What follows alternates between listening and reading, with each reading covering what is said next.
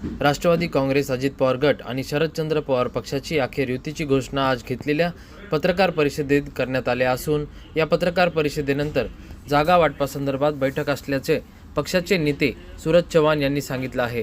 परभणी मनपा निवडणुकीच्या अनुषंगाने शहर जिल्हाध्यक्ष प्रताप देशमुख यांच्या घरी आयोजित करण्यात आलेल्या पत्रकार परिषदेमध्ये राष्ट्रवादी काँग्रेसचे नेते सूरज चव्हाण, आमदार राजेश विटेकर, प्रताप देशमुख यांच्यासह राष्ट्रवादी काँग्रेसचे नेते मोठ्या संख्येने उपस्थित होते।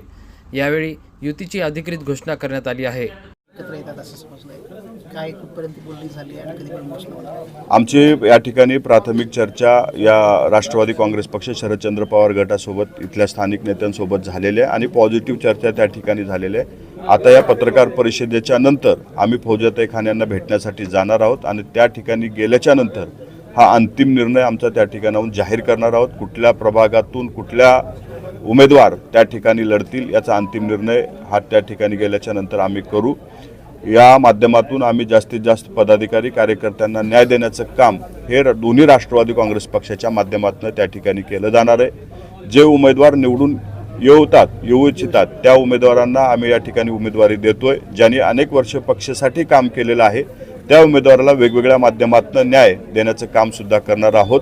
आमच्याकडे असे अनेक सक्षम उमेदवार आहेत जे एका ठिकाणी दोन उमेदवार निवडून येऊ शकतात, परंतु काही लोकांना उमेदवारीच्या अडचणीमुळे थांबावं लागत असले तरी भविष्य काळामध्ये त्यांना वेगळ्या पद्धतीनं न्याय देण्याचं काम हे स्थानिक पातळीवरनं आणि राज्यस्तर पातळीवरनं केलं जाईल हा विश्वास आम्ही आजच्या या पत्रकार परिषदेच्या माध्यमातून त्या सर्व उमेदवारांना सुद्धा देऊ इच्छितो।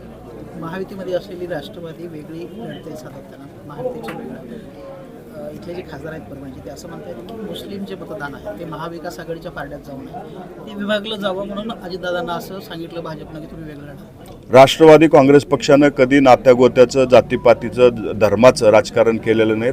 राष्ट्रवादीनं राजकारण केलं ते विकासाचं। आम्ही कुठली मतं, कुठल्या समाजाची मतं मिळावे, कुणाचं विभाजन होऊ म्हणून विभाजनाच्या माध्यमातून आमचा विजय व्हावा या हेतूनं नाही, तर आम्ही गेलेल्या सत्तेचा फायदा ह्या स्थानिक पातळीवरच्या लोकांना व्हावा, तिथली परिस्थिती सुधारावी, विकास कामं व्हावे यासाठी केलं जाते। आता बंडू जाधवांचा इतिहास जर आपल्याला पाहिला किंवा शिवसेनेचा इतिहास जर आपण पाहिला तर ध्रुवीकरणामुळे निवडून येणारी शिवसेनेनं आम्हाला शिकवू नये। त्याच्यामुळं आम्ही आमचं राजकारण हे विकासाचं राजकारण करणार आहोत। आम्ही कुठल्या समाजाची, कुठल्या धर्माची मतं मिळवण्यासाठी नाही, तर सर्व धर्म समभाव मानून सगळ्याला सोबत घेऊन जाण्याचं राजकारण जे अजितदादा करतात आणि या सोबत घेऊन जात असताना विकासाचं राजकारण करतात, त्या विकासाच्या राजकारणासाठी आम्ही अशा पद्धतीचा निर्णय घेतलेला आहे, ध्रुवीकरणासाठी नाही। प्रतिनिधी रियाज कुरेशी, DLP न्यूज, परभणी।